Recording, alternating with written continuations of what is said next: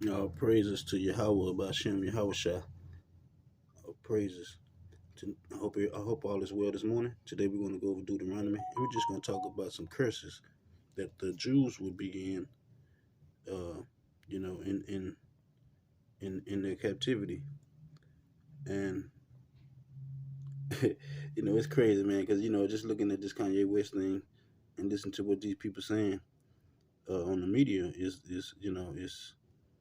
it's ridiculous.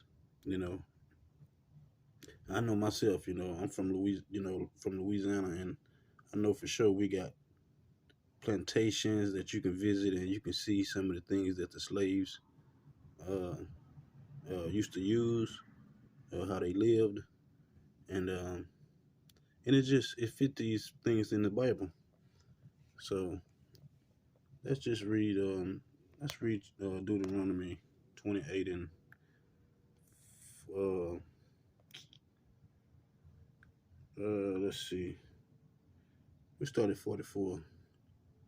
It say, "He shall lend to thee, and thou shalt not lend to him." It's talking about um, the people who the so-called uh, Jews would be in captivity to. They would be in a poor state. Uh, they would be, at the bottom of in society uh, of all the other nations. So it say, "He shall lend to thee, and thou shalt not lend to him. He shall be the head, and thou shalt be the tail." Which meaning, we will be at the bottom, and another uh, people will be above us. It say, "Moreover, all these curses shall come upon thee, and shall pursue thee, and overtake thee till thou be destroyed, because thou hearkenest not unto the voice of the Lord thy God, to keep his commandments and his statutes which he commanded thee.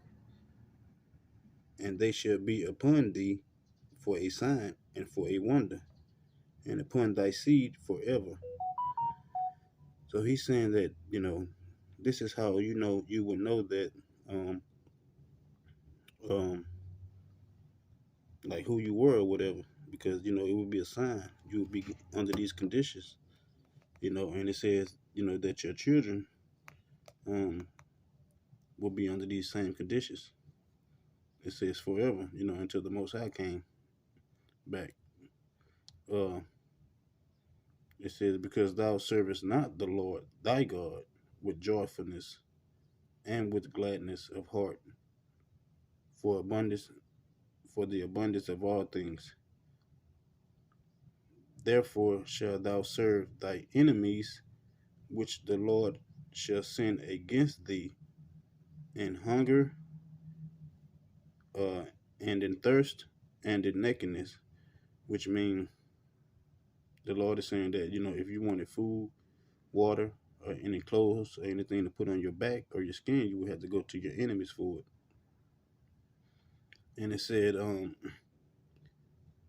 in want of all things." So anything that you wanted, the Most High said that you would have to go to another people for these things. And it said, "And he shall put a yoke of iron upon thy neck until he have destroyed thee." See that? So we know that the Israelites came over here off the slave ships in chains, around their necks, and in captivity. And it says, "The Lord shall bring a nation against thee from far." So from the end of the earth, as swift as the eagle fly, a nation whose tongue thou shalt not understand. So the Most High saying that these people is gonna come from a far place, and they will be swift as the eagle, or they would use the eagle to represent them, you know. And it says, "A nation whose tongue you should not understand." So we know during the time of slavery that the Israelites didn't. They were speaking another tongue. They were speaking in Hebrew, and we know that they were stripped from their identity, their culture, their language. and taught, another language, which is basically English.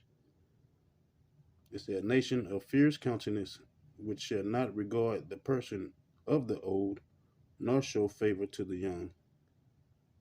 So it's saying, like these people are gonna be when gonna show favor to the young or old.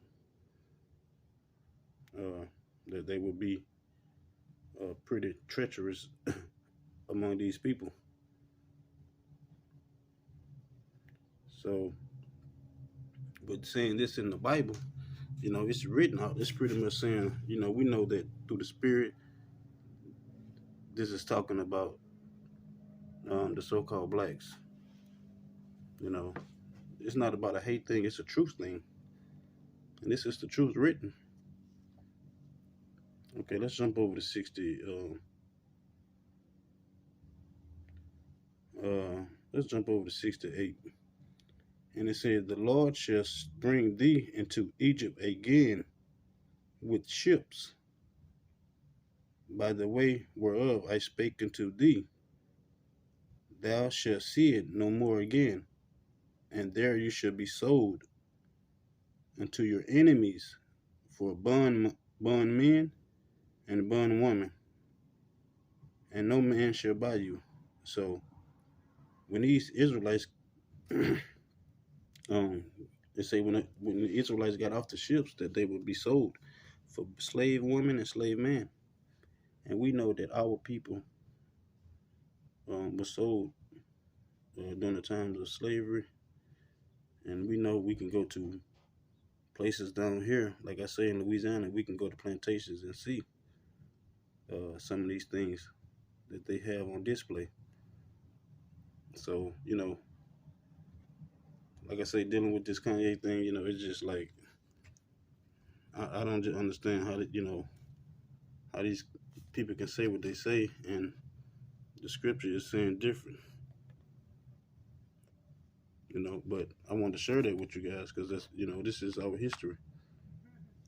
You know, so thank you for listening, watching, uh, sharing, and liking the videos. Thank you to my new subscribers. Thank you for everyone who's already subscribed. I'll be back with the next one. Peace.